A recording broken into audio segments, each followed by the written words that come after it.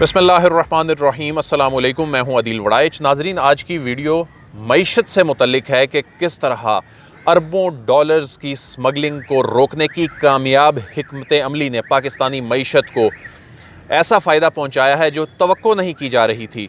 और ये सारी चीज़ें जुड़ी थी पाक अफ़गान सरहद पर जो बाढ़ का काम है। और आज DGISPR साहब ने भी बताया कि ये 83% काम मुकम्मल कर लिया गया है और पाक ईरान सरहद पर भी 37% काम मुकम्मल कर लिया गया है।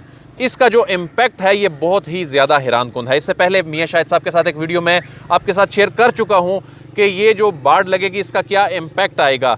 ये चंद हफ्ते पहले मैंने आपके साथ वीडियो शेयर की थी। तो अभी जो स्टैटिस्टिक्स सामने आए हैं, जो जुलाई से नवंबर तक के स्टैटिस्टिक्स सामने आए हैं, वो ये बताते हैं कि अफ़गान ट्रांजिट ट्रेड के नाम पर जो चीज़ें अफ़गानिस्तान इंपोर्ट करता था वो तमाम चीज़ें स्मगल होकर अरबों रुपए की टैक्स चोरी करके पाकिस्तान पहुंचती थीं। और इसमें 5-6 चीज़ें ऐसी थीं जिसमें चाय की पत्ती थी, ग्रीन टी थी, टायर्स थे, इलेक्ट्रॉनिक की जो चीज़ें थीं वो थीं जो पाकिस्तान स्मगल होके आती थी और पाकिस्तान को अरबों रुपए का नुकसान पहुंचता था। तो सिर्फ टायरों की बात ही अगर हम कर लेते हैं तो 10 अरब रुपए की ड्यूटी ये स्मगलिंग रोके जाने की वजह से सिर्फ टायरों की मद में पाकिस्तान को इजाफा हुआ है। 234% इजाफा हुआ है इसकी ड्यूटी जो पाकिस्तान के अब ख़जाने में जा रही है। इसके अलावा जो दीगर इक़दामात हैं वो इससे अलग हैं कि 2 अरब डॉलर्स के मोबाइल फ़ोन स्मगलिंग जो पाकिस्तान में होती थी उसको किस तरह रोका गया है। इस सारे मामले पे बात करेंगे। मियां शाहिद साहब इस्लामाबाद के सीनियर इन्वेस्टिगेटिव जर्नलिस्ट हैं। अस्सलाम वालेकुम मियां शाहिद साहब। वालेकुम अस्सलाम। मियां शाहिद साहब ये बताएं कि 5 चीज़ें ख़ास तौर पर ऐसी थीं जिसमें चाय की पत्ती थी, ग्रीन टी थी, जिसमें टायर्स थे, जिसमें इलेक्ट्रॉनिक की जो चीज़ें थी, अप्लाइंसेस थी। तो ये वो चीज़ें थी जो अफ़गान ट्रांजिट ट्रेड के नाम पर अफ़गानिस्तान में इंपोर्ट होती थी और वो स्मगल होकर पाकिस्तान आ जाती थी। तो FBR ने ये जनरल बाजवा साहब को रिक्वेस्ट की थी कि इस मामले पे, क्योंकि ये सारा बॉर्डर का और ये सारा मामला पाक फ़ौज देख रही है, उससे फिर जो बाढ़ लगाई जा रही है ख़ास तौर पर जो पाकिस्तान की फ़ौज ने वहाँ इक़दाम किए हैं उसका इम्पेक्ट ये आया है कि इन सिर्फ 5-6 महीनों की अगर हम बात करते हैं तो जो स्मगलिंग है वो 65%, जो पत्ती की अगर बात करें स्मगल होकर पाकिस्तान आनी थी वो 65% तो स्मगल होकर पाकिस्तान नहीं आ सकी। फिर वो 35% हमारी इंपोर्ट्स जो हैं चाय की पत्ती की अफ़गानिस्तान से बढ़ गई। तो यानी ये इम्पैक्ट आया है। इसके अलावा 168 अरब रुपए की जो गुज़िश्ता बरस अफ़गानिस्तान ने इंपोर्ट्स की थी, जब अफ़गानिस्तान ने ये देखा कि ये अब आगे स्मगलिंग नहीं हो रही तो अफ़गानिस्तान में जो सारा ये माफिया काम करता था अब उन्होंने अपनी इंपोर्ट्स गिरा के 82 अरब पे ले आए हैं वो। तो मियाँ साहब कितना बड़ा इक़दाम है ये? देखें अदील, आप जब कभी पहले पेशावर जाते थे और उस एरियाज़ में जाते थे जिसको बाड़ा कहते हैं, मैं आम बंदे की ज़ुबान में बात कर रहा हूँ, वहाँ चीज़ें आपको सस्ती मिल जाती थी, वहाँ चीज़ें आपको औने पौने मिल जाती थी। बिल्कुल। उसकी वजह क्या होती थी? उसकी वजह ये होती थी कि जितनी भी अफ़गान ट्रांजिट ट्रेड के सिलसिले में या पाक अफ़गान जो तजारत के नाम पर हम तजारत जिसको कहते थे, वो तजारत नहीं थी, वो स्मगलिंग थी। पाकिस्तान में 5 जो बड़े शोबे हैं जिसमें आपने नाम भी ले लिया, उसके ब्लैक टी है, उसकी तजारत होती थी। पाकिस्तान में जो है वो ग्रीन टी की होती है और इलेक्ट्रॉनिक्स की, ये वो सारा ये तजारत नहीं थी, मैं पहले कह चुका हूँ, ये स्मगलिंग थी। सारी की सारी जो क्वांटिटी थी वो स्मगल होती थी पाकिस्तान में। और इसका जो नुकसान हो रहा था वो पाकिस्तानी मईशत को भी हो रहा था। इसका नुकसान ये हो रहा था वो जो अरबों रुपए जो स्मगलरों की जेब में जाते थे वो दीगर इलीगल जो एक्टिविटीज़ थी उसमें भी जो इस्तेमाल हो रहे थे और पाकिस्तान का नाम बदनाम हो रहा था। पाकिस्तान के दरमियान और अफ़गानिस्तान के दरमियान एक बॉर्डर जो है वो एक लकीर है और इस लकीर के उस पार इस पार जो जितनी तजारत थी वो तजारत नहीं थी, स्मगलिंग थी। अब वो तजारत में बदल गई। FBR जो है उसका काम है रेगुलेटरी ड्यूटीज़ लेना, उसका काम है रेवेन्यू कलेक्शन करना। अब ना रेवेन्यू कलेक्शन हो रही थी, ना कस्टम ड्यूटीज़ मिल रही थी, ना रेगुलेटरी ड्यूटीज़ मिल रही थी, एक्साइज ड्यूटीज़ भी नहीं थी। तो क्या हुआ, जो इन दादे स्मगलिंग के अदारे हैं वो नाकाम थे। एक तो पाक फ़ौज ने सबसे बड़ा काम ये किया कि बाड़ लगा दी। अब वो जो रास्ते थे वो बंद कर दिए। अब जो मेन रास्ते जहाँ से स्मगलिंग होती थी वहाँ से FBR की रिक्वेस्ट पे जो आर्मी चीफ ने जो एक इक़दाम किया, उससे इस वक्त ये है कि पाकिस्तानी जो मईशत है उसमें 65% तजारत का इजाफा हो गया है। जो कि 50% से ज़ायद जो थी वो स्मगलिंग थी, अब 65% से ज़ायद जो है तजारत का इजाफा हो गया।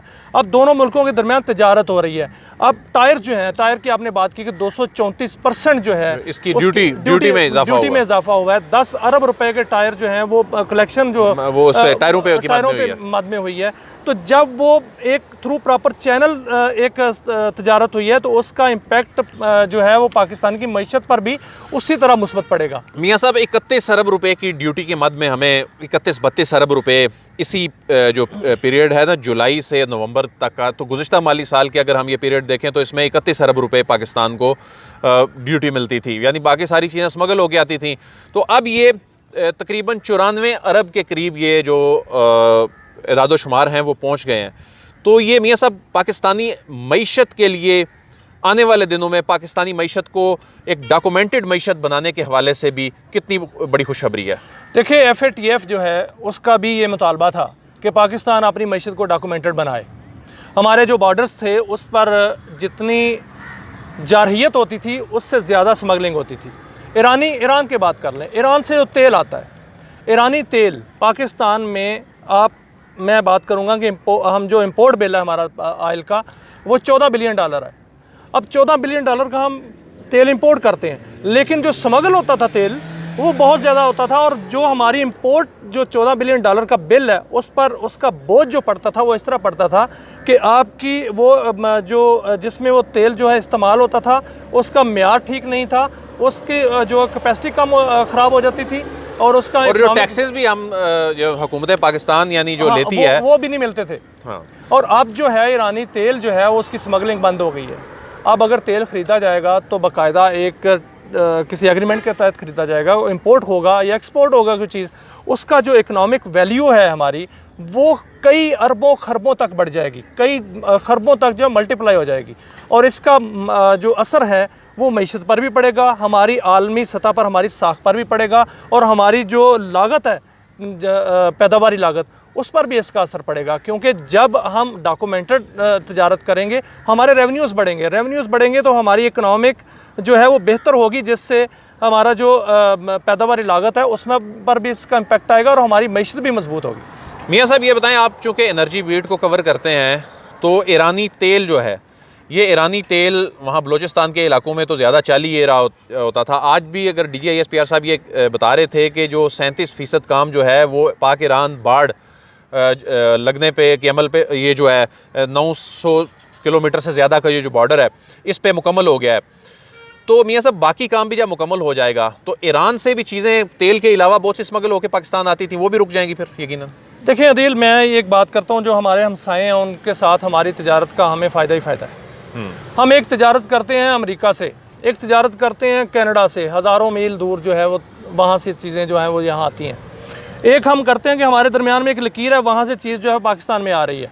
अगर अफ़गानिस्तान के ज़रिए, ईरान के ज़रिए हमारी तजारत डॉक्यूमेंटेड हो गई है और ये इस तरह चलता रहा और इस तरह इंशाल्लाह चलेगा, तो इसका इम्पेक्ट जो है उस तजारत से ज़्यादा है जो हम अमेरिका से बाई सी ला रहे हैं या बाई एयर ला रहे हैं।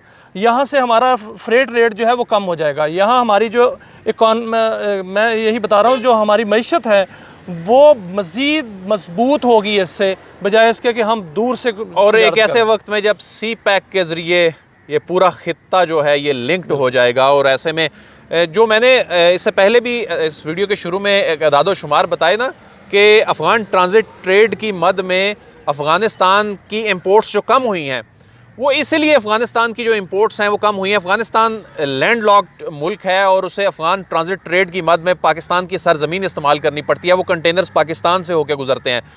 तो जब वहाँ पर लोगों ने ये देखा कि ये चीज़ें जब स्मगल होकर पाकिस्तान आना बंद हो गई हैं तो वो उन्होंने चीज़ें इंपोर्ट करनी बंद कर दी, और जो हमारी तजारत होती थी, इस तरह मियाँ शायद साहब फरमा रहे थे कि हमारी जो ट्रेड हो रही थी वो ट्रेड बड़ी महदूद किस्म की थी, अब वो ट्रेड बढ़ती चली जा रही है। उसकी वजह यह है कि ये जो एक रेवोल्यूशनरी इकदाम है जो कि ये बाढ़ का है दोनों मुल्कों के बॉर्डर्स के दरमियान, आने वाले अरसे में मालूम होगा कि इसके कितने दूरस्त नताइज जो हैं वो पाकिस्तान की मईशत पर मुरतब होंगे, पाकिस्तान की अमन व अमान की सूरत हाल पर मुरतब होंगे। और पाकिस्तान मियां साहब ये बताएं कि कैसी वैसे दिलचस्प सूरत हाल होगी कि एक जानिब जो हमारा मशरक़ी बॉर्डर हैं वहाँ पर बाड़ इंडिया ने लगा रखी है, दूसरी जानिब जो हमारे मगरबी बॉर्डर्स हैं और हमारा जो बॉर्डर ईरान के साथ है, और जब यहाँ तीन तरफ फिर हमारी बाढ़ हो जाएगी और हमारा मुल्क तो माशाल्लाह काफ़ी सिक्योर हो जाएगा इस हवाले जी से। बिल्कुल, मुल्क जो है सिक्योर हो जाएगा। हमारे दोनों बॉर्डर्स जो हैं वो सिक्योर हो जाएंगे, मगरबी और मशरक़ी बॉर्डर जो हैं।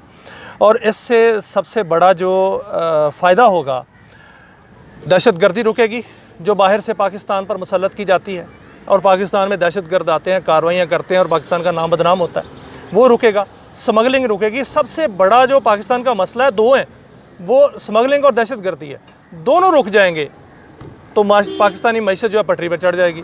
और पाकिस्तानी मईशत जो है वो, मैं ये अगर वो आसान अल्फाज में छलांगे लगाएगी, जिसको जंप करना कहते हैं, जंप करेगी इंशाल्लाह। और इंशाल्लाह पाकिस्तानी मईशत जो है मजबूत तरीन मईशतों में दाखिल हो जाएगी। बहुत बहुत शुक्रिया मियाँ शाहिद साहब। मियाँ साहब, आपसे फिर मज़ीद भी जानते रहेंगे इस तरह के मामलात पर। आप हमें अपडेट करते हैं हमारे नाजरीन को। नाजरीन, पाकिस्तान के लिए ये किसी खुशखबरी से कम नहीं था ये सारा मामला। इसके असरात अभी तो बहुत कम नज़र आए हैं, अभी तो इसके असरात नज़र आने हैं। अदील वड़ाइच को इजाज़त दीजिए, आपसे फिर मुलाकात होगी। अल्लाह हाफ़िज़।